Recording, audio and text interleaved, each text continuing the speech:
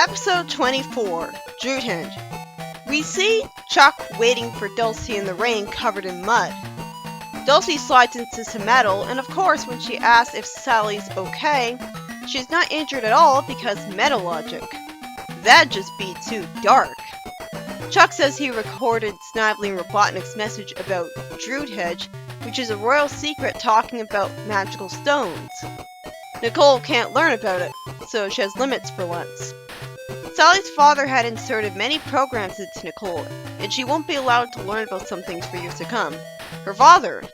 This is much better of an origin for Nicole, that Sally had her around when she was little and her father installed programming into her. It just makes it simpler. It also proves that Flynn's idea for her in the reboot wasn't original, because she had her since she was little in SatAm too. Sonic and Tails relax in a hot tub in a volcano, which is apparently their secret place. They see a flying machine and go to check it out. Tails says he has a plan and jumps down. If he was written well, he would have a good plan. He pulls back a tree branch sticking out of a cliff and smacks away a flying camera. Good, he's useful. Sonic lampshades that the next time he has a plan, he should check with him first just in case it sucks. Tails disables the flying camera, being useful again. Though it feels out of character at this point for him to be this useful and smart, when he's been basically useless and out of focus for the entire show. But at this point, out of character is good. Sonic wants to go down there with the robots, reminding Tails that freedom fighters always follow orders when he wants to come down with them. Predictably, he flies ahead anyways, and he warns Sonic that he should look out and gets kidnapped by a flying machine. I kinda take back the useful thing. Sonic stands there like an idiot when the SWAT bots surround him. Why not just destroy them? Instead, he runs away, and Tails is brought to Snively, who doesn't care, surprisingly, when I thought he'd brag about capturing Sonic's best friend. Tails is that meaningless in this show. What were they thinking? Tails sadly doesn't punch Snively, though if he did, he'd probably just get in trouble and be brought to Roboticizer right away. Like he logically should have been, immediately. Sonic uses the anti-gravity on his shoes to eventually get to Snively and force him to tell a robot to release Tails and to return to stations.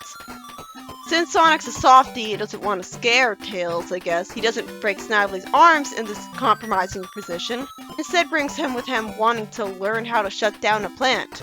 Out of nowhere, Tails says that he can shut down the plant because Sally's been teaching him.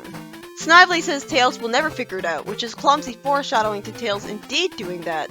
Just by pressing buttons on a control panel that he should have no way of knowing how to operate because he's never seen that control panel in particular before, and neither has Sally.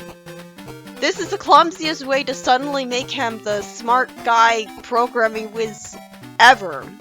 At least in the comic, it happened so gradually that I didn't notice it at all because he started spending time in the lab with Uncle Chuck and Rotor. Sonic taunts Snively, not punching him or anything like that, and he and Tails leave. Robotnik says he's translated the ancient language and starts yelling at Snively for his failure to save the power station. Somehow Dulcie fell asleep when she was flying and her wings didn't stop flapping. I guess that would be an instinctive thing with flight creatures, which would explain why birds don't fall out of the sky every night. They'd be extinct if they did. After Snively insults Robotnik under his breath and Dulcie crashes, wishing she had a chin pad, and I have to wonder why Rotor didn't make one for her already, Sonic tells Nicole that the Doomsday Project would prevent Sally from even coming of age at all if the magical stones are gotten for them. Because of this, Nicole is convinced to show Sally info about power stones. When they're connected in reverse, they cause destruction instead of being powerful, and some scrolls will tell them where to go. The secret scrolls? Have they forgotten? No, of course not. Though Sally's mad at Tails being brought near Robotnik briefly, she fortunately drops it.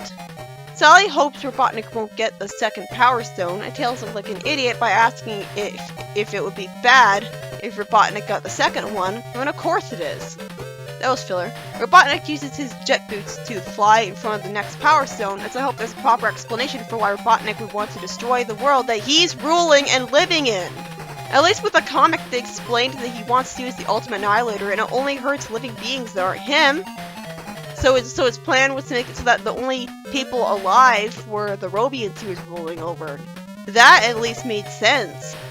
Sonic convinces Sally to let Tails go with Sonic on a mission, as it's confirmed that Tails is 10 and Sonic was going on solo missions without permission at his age. After some filler where Dulcie cries from finding Tails growing up touching when he was already showing overly late signs of it last mission, Tails lures a flying camera to target him as he's holding a box, smirking all the while. Dulcie shines the light and Sally climbs down a mountain with a rope to reach Sonic. Sally says he's on his way, and Tails and Sonic lie that she found it, this is it, in front of the flying camera. Sonic shows that he has the Power Stone, luring flying machines to him after Tails runs off. Wouldn't that risk them getting the Power Stone? Sally and Tails emerge from a hiding place underground and go to find Dulcie. Sonic wastes time pretending to surrender the robots just to immediately boost ahead, and Robotnik says to launch the ship after Sonic. It locates Sonic's heat source, and Robotnik says to send some more machines after Sonic. I'm expecting a nasty surprise for Sonic. Sonic is surrounded, Robotnik confronts him, and Sonic says that if he can't have the Power Stone, no one can, and he throws it into the lava. Predictably, Dulcie saves him. When Sonic whistled, I thought she'd magically appear in front of him like in the comic, so it's impressive that they never have that Deus Ex Machina for in the show. Nicole scans a scroll and magically translates it.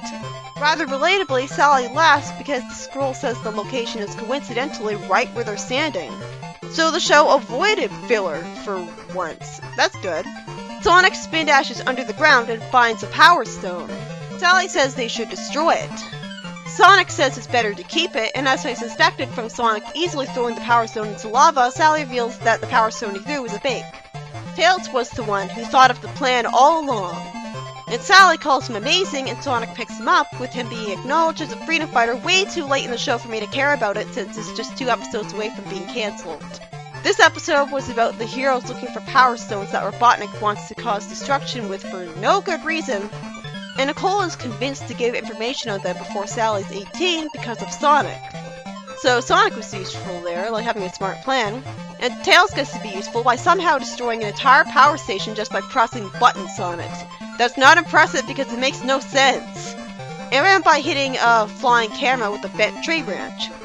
Why was a tree branch sticking out of a cliffside in the first place? And better yet, he was the one who came up with the plan for Sonic to throw a fake Power Stone into the lava in front of Robotnik. I was suspecting that it was fake because it'd be stupid for Sonic to bring the real one with him. But I wasn't sure because the fake was glowing. Did Rotor make it glow like that?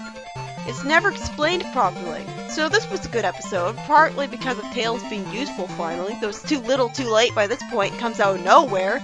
So I don't really care. If it was built up to properly, it would have felt satisfying, like he earned it through character development. The Fleetway comic did this better than that. Another reason the episode was good was because Antoine wasn't in it.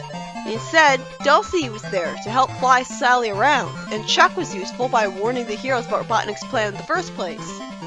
It's always good to have characters other than Sonic be useful in a variety of different ways, other than just destroying robots with one hit. But yeah, what I meant by coming out of nowhere was that at least in Fleetway, Tails had solo adventures. So it makes sense that he would get over his useless phase and become competent, from experience. But SatAm Tails never had experience, so he became a useful, worthwhile character out of nowhere, way too late for it to be satisfying. It's the sloppiest author saving throw ever, because it's way too late and comes out of nowhere.